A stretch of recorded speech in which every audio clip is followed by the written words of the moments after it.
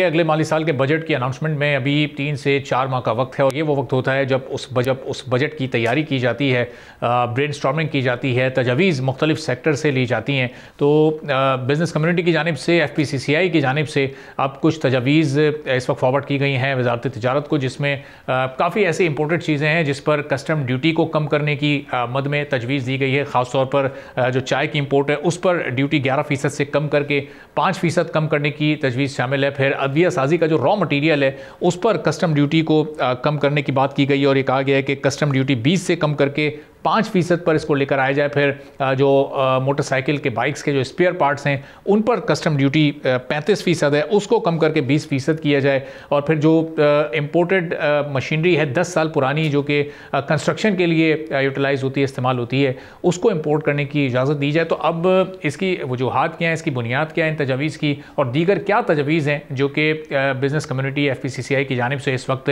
हुकूमत पाकिस्तान को भेजी जा रही हैं। सब्सक्राइब करें और बेल दबाएं ताकि कोई खबर रह न जाए।